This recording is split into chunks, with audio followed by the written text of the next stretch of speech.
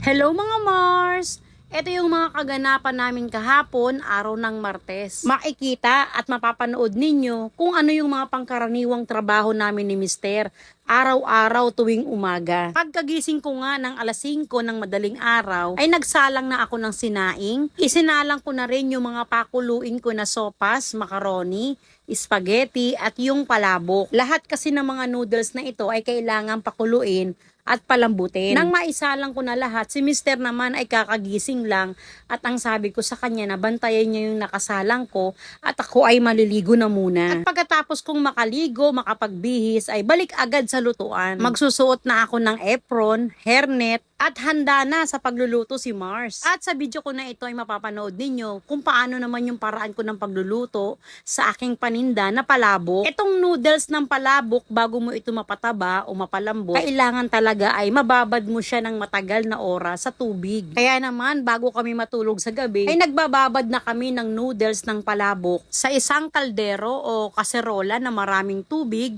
Dapat ay nakalubog yung noodles ng palabok. Ang brand ng noodles na gamit ko sa palabok ay yung kulay orange na Super Q. At pagkatapos kong maggisa ng sibuyas at ng bawang, ay naglagay ako ng mahigit 1 litro ng tubig. Nilagay ko na yung tinapa powder at chicharon powder na binili ko sa palengke. Wala akong nilagay na giniling o kahit na anong karne. Pero naglagay ako ng 2 piraso ng pork cubes. At kapag malabsa pa yung pinaka-sauce ng palabok ko, ay nag-a-add lang ako ng chicharon powder para ito ay lumapot. Naglagay lang din ako ng kakaunting asin dahil maalat na yung tinapa na nilagay ko at 1 teaspoon ng powdered seasoning. Naglagay na rin ako ng pangkulay na atswete at 1 piraso ng itlog, babatihin ko lang para mas lumapot pa yung pinakasarsa ng palabok. At pwede na itong sarsa ng palabok kaya ilalagay ko na itong 1 kilo na noodles ng palabok na pinalambot at pinakuluan. Mahalaga na dapat salain mo yung pinaka noodles para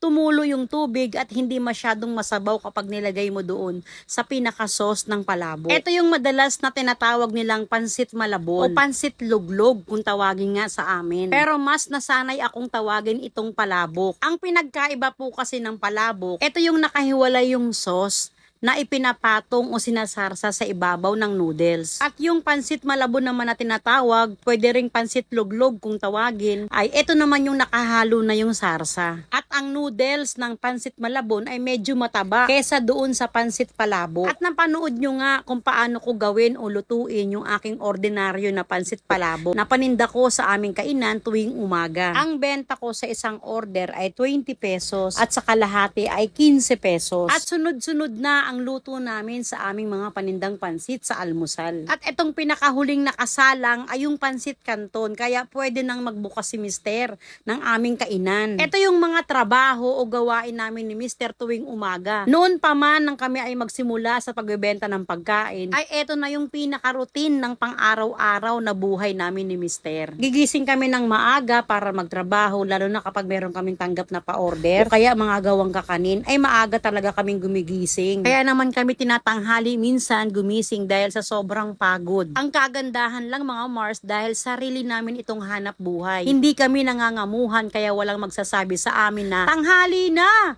Tulog pa kayo. O diba? Char lang yun, Mars ha. Sa totoo lang, hindi kami mga perpektong manininda na talagang madaling araw pa lang gising na, araw-araw na maintain yung ganun. Pero kami ni Mister ay hindi namin kayang i-maintain yung ganun. Yung gising namin tuwing umaga ay nakadepende po yun sa pagod ng aming katawan.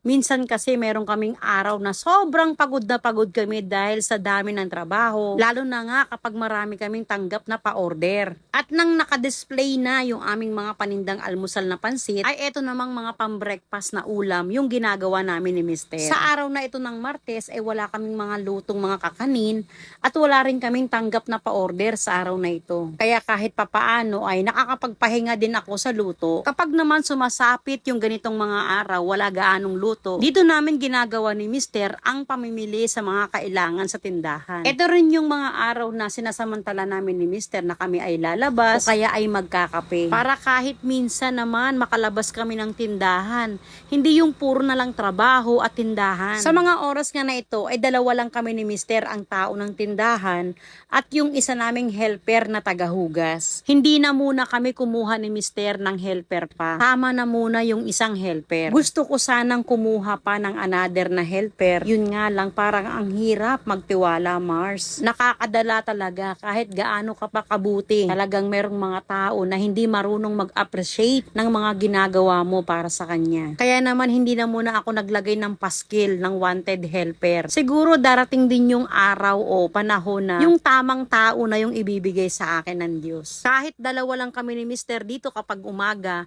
ang diskarte naman namin mga Mars, kapag maraming customer, ay hihinaan ko itong mga apoy ko sa kalan para hindi masunog yung mga pinipirito ko at tutulungan ko si Mister magtakal o magbenta. At kung si Mister naman ay walang ginagawa sa tindahan, ay tutulong naman siyang magluto ng mga piniritong ulam. At kapag bakante naman yung isa naming helper, wala siyang kailangang gawin sa lababo, siya naman ang nag-aasikaso ng paglilinis, pagpupunas at pagliligpit ng mga kinainan ng customer sa labas. At tumutulong din siya sa pagbebenta. Alam nyo Mars, gusto ko lang din mag-share sa inyo ng kaunti about dito sa aking helper. Alam nyo nagustuhan ko siya kasi masipag at responsable sa trabaho. At nakita ko sa kanya na hindi siya abusadong tao. Sana lang talaga ay magtuloy-tuloy at wag siyang magbago dahil iba talaga siya sa lahat ng mga nakuha naming helper. Kami namang mag-asawa kasama ng aming mga anak ay marunong kaming mag-appreciate ng trabaho ng isang tao. Kung kaming mag-asawa ay nakakagawa ng mabuti para sa iba,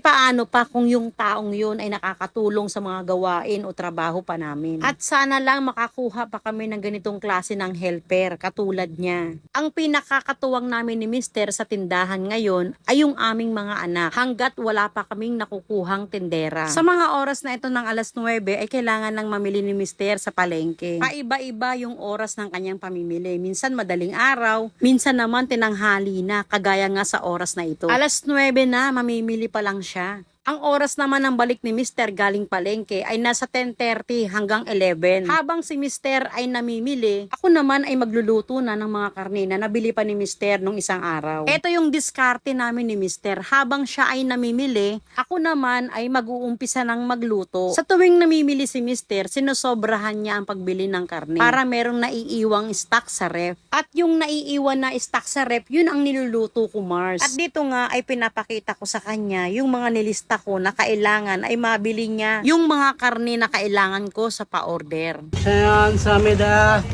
Ang sami daw. Ang pangit ko. Bakit ko? Aalis mo lang siya para mamili. Tanghali na.